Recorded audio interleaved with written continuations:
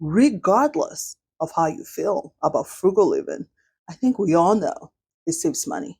And as a wise woman once said, thou beest wise if thou glean from others that which works and leave what does not work.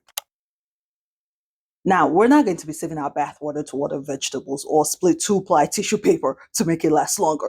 But we are going to take tips, new tips to help us save money in our everyday lives. Like the very first one. Now, after the first one, you must hit the like button because I'm about to save you money. So here's a new thing. You know how we're now required to tip all the time, everywhere, regardless of the service, we are required to tip. You see that screen that you automatically have to press something, right? Rather than relying on your willpower and your ability to overcome the guilt and shame and awkwardness of the situation, just use cash. Pay with cash, no tipping screen, no awkwardness, no residual anger. Gotta stay step ahead. Love this tip. Speaking of tips, you know how we want to still live our lives while we're saving? So therefore, we are still going to go out and eat. We just don't want to spend a lot of money going out to eat. You know, you should order water to save money. But the whole point of going out is, our palate wants something sweet. So you want a drink, and those drinks are ridiculously priced. Well, rather than just ordering water, which reminds you of the sadness of your financial situation, take flavor packs, those water flavor pack thingies. Take that with you to the restaurant and just put it in your glass. Why didn't I think of this? This is so smart. So now you can have whatever flavor that complements your meal. You already know the advice to use cash because cash will make you spend less. However, some of us have our reservations about using cash, whatever your reasons are.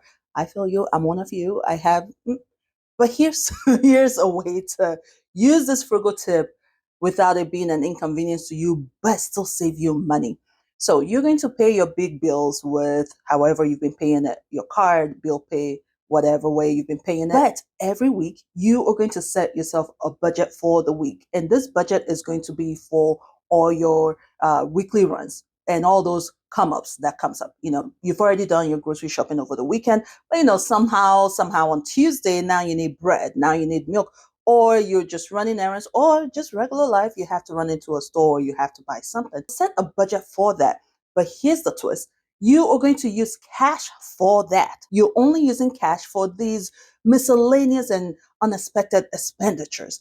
The reason for that is one, you're using a set budget. So you're not dipping into the account where it makes you feel like you have unlimited resources. You're sticking to the cash you have. Two, now you take advantage of the whole mental aspect of using cash because when you have cash and you see how quickly that cash is going, it keeps that spending in check because now you're having to really think, do I really need what I'm about to buy? Or should I save this money for the remaining 4 days left in the week, right? And another benefit with that is you tend to be careful with how much you buy because you're having to use a limited resource, especially the grocery store. You're only going in because you need sugar, but somehow you walk into that door and you remember every single thing else that you need. When you're using cash, you check how much you have in that wallet and it's like, no, we're sticking to just sugar. So it keeps you from overspending. It also minimizes how much impulsive buying you're doing. I think this is a wonderful idea for those of us who have, our issues with using cash. Although it doesn't solve my problem of once I break a 20 or a 50, then it all goes downhill. I don't, but it's still a great idea and a wonderful tip for saving money.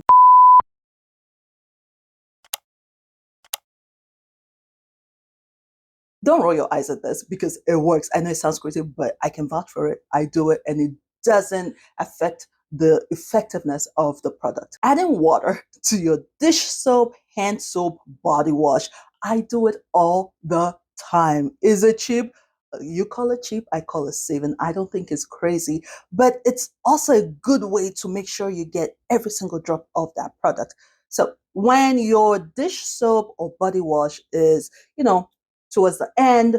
I do this out of the fact that, hey, I need soap. I'm in the shower. We're running out. I need soap, right? You add some water into it, shake it up, boom. Now you have twice as much to use. And it's still effective. It still works. Now, you don't go crazy because I've seen some frugal tips where they tell you, take it down to 1/4 and then add water to fill it up There's diluting, and then there's you just using water. I wouldn't do this for laundry soap because I feel like laundry soap already has enough water in there. I'm talking dish soap, body wash, hand soap. Just put some water, shake it up, and it's just as effective and it will last longer, thereby saving you money. Speaking of soaps and cleaners, you probably know about using vinegar and water in a 1-to-1 ratio for cleaning surfaces, but some of us are not all about, DIYing things. So here's something you could do to save you money. It's another frugal tip that will save you money in your everyday life. Use just soap and water. I do this. I can vouch for it. Heck, my cleaning product right now is Dawn soap and water. Shake it up. I put a little bit of soap and then water, shake it up, and that is my surface cleaner. Because it's diluted and not just soap, it doesn't leave a thin film on your surface. You just wipe it off, and that's it. You can buy a bottle spray, a spray bottle from the dollar store. I use Dawn. I would pay the money for Dawn. Is to me, based on experience, it is better than any other dish soap I have seen out there. So Dawn all the way. I use Dawn for washing everything. You could also use it for hand soap. When your hand soap runs out, your current hand soap runs out, put some Dawn in that container, put some water, shake it up, bada bing, bada boom, you have hand soap. So you end up just buying one bottle of Dawn or whatever soap you use, your soap of choice, and use it for your surface cleaner, your hand soap. Please do not use it for your body wash. So buy your body wash. Regardless of when you're watching this video, a new season is on the horizon. Right now, it's about to be fall. And of course, our mind is doing what it's been programmed to do, i.e., it is now thinking it is time to buy fall outfits. It's time to buy clothes for the new season. Here's a frugal tip that will save you a lot of money. Challenge yourself to not buy new clothes for the season. Use what you used last year for that same season last year. Because unless your body has changed positively or negatively, what you wore for that season the previous year will do just fine this year. If you're tempted by the new look and the new style, and you're like, oh, but it looks so fresh, just remind yourself that by the same time next year, this style you really want to buy because it looks so fresh will be considered old. So that should help cure that a little bit. Frugal tip 101 is you dry your clothes outside rather than running the dryer. You wash your clothes with cold water rather than using hot water, thereby saving energy. But the new tip is to use the delicate cycle to wash your clothes. I do this, but I was doing it just because to me it makes your clothes last longer. I didn't even realize this is a frugal tip. So the idea is to use the delicate cycle because the delicate cycle is a lot shorter than your regular cycle time, wash time. Or if your washing machine has speed wash, then it would be speed wash. When you use a shorter cycle time, it saves you energy and that shows up in your utility bills. It's not as high as it used to be, saves you money. Speaking of clothes, a frugal tip is not to wash your clothes after every single wear. I actually want to know, does anyone do this? Does anyone actually wash their clothes after just one wear? I'd like to know. Let me know in the comments. I really want to know because I thought this was what we were all doing.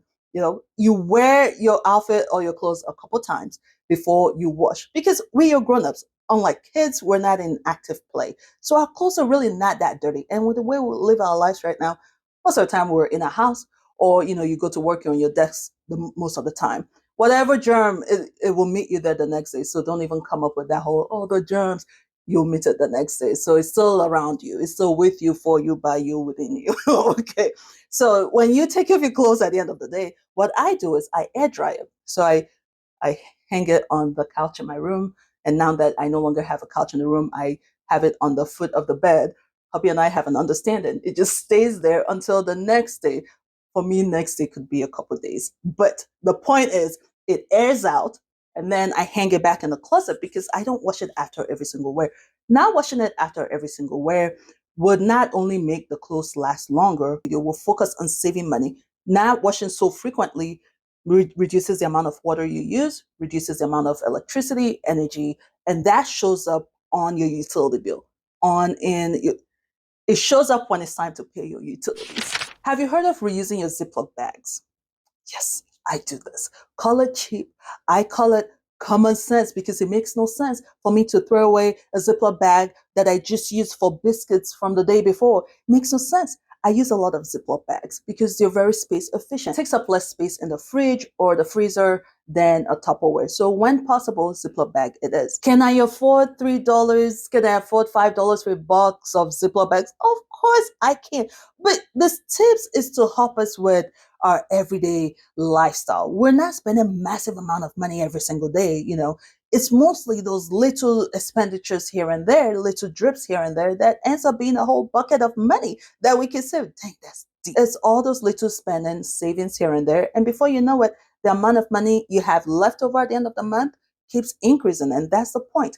So with Ziploc bags, rather than discarding it, pour that Dawn in there, shake it up, put some water, shake it up, wash it out, and I reuse it. That saves you money because you're not having to go buy yet again another box of Ziploc in a week or two, and that keeps your grocery bill down. Or you can go the other route, which chances are you probably already know, and buy those reusable snack bags. Now, think about this. If you're rolling your eyes at reusing Ziploc bag, what the heck do you think this is? It's the same thing. I actually have some of this. Sometimes I don't like it because it ends up looking, after a couple washes, it starts looking one out and not so nice that I end up not even using it that much and I use the Ziploc bag. But, those are your options. Either way, you're saving money. Speaking of snacks, rather than buying snacks from the store, because we know they've been cheating us, right? The bag is this big, but the snack is this big, So rather than buying snacks at the store, oh, there's a lot of ways I could go with that line. Stick to baking your snacks over the weekend. I'm talking about the kids. A lot of us parents, school season is on. We're packing snacks for school. How about over the weekend, you bake your cookies, you bake your muffin, your energy bites, your granolas, all that. Make it over the weekend, and you can then give it to the kids over the week during school. A cookie and an apple, boom, snack is done. Or a muffin and a fruit, and snack is done. I don't know why I didn't think about this because the amount of money I spent on snacks. If you should end up buying from the store, because a lot of us have big plans over the weekend, but do we meal prep over the weekend? We don't. So to ourselves, be true. Since we know we will not be baking, you can go ahead and buy the snacks at the store, but do not buy the fun size or the snack size. That is just saying, here's my money, take it all. Buy the big bag and then portion them out in the Ziploc bags. See how? Need I say more? This is a no-brainer. If you want, you could portion them out, on Sunday night. Put them all in bags on Sunday night. So in the morning, you just grab and dump, right? Grab and dump, right? I do this except for things that could leak, like applesauce. No matter what container I put applesauce, somehow it leaks. So I buy the snack size for applesauce. If you're like me, you're going to worry about, did I put enough? Is this too small? And then you end up putting way too much, which defeats the purpose because now you're overusing and you're wasting. So what you should do is take a look at the snack size, look at how much they have in there, and use that to guide you on how much to proportion out for your kid. And then you wouldn't have to worry about if it's enough because somehow they're perfectly okay with the snack size and they fill up with the snack size. How about making your own art rather than buying it? You may already know this tip, but it's still a great tip. Our phones have amazing cameras. You can take shots of any and everything and blow it up to be art. You could take pictures of nature. Heck, you do a good shot of the grass. That alone is art. I do it all the time. The trees, different seasons. You want abstract, whatever you want. The list is endless. You simply print out the picture. You can print it as canvas, or you can just print it if you don't want to spend money on canvas. I personally think canvas looks cheap, so I don't even go the canvas route anymore. But you can just print it out and frame that up, and that's your art. For cheap frames, you go to whatever thrift store you have around you and use that, or use the old frames you have. I'm sure you have some kind of frame in your house or some kind of canvas. If you're using a canvas in your house, use that, and that becomes art, and you don't have to spend. It's a good way to also have meaningful art because now if you take a picture of, say, your backyard, the sky over your backyard, or a tree in your backyard with a cloud in the background, it looks artsy, it looks amazing. Here's another artsy tip for you. Turn any picture into black and white, and it automatically just elevates it and gives it that, makes it look like it's deep, like it should be speaking something to you. It just automatically just makes it look much more than it really is.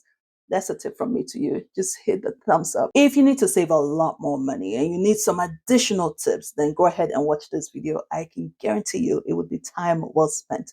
Thank you so much for watching. I will see you in the next video. Bye.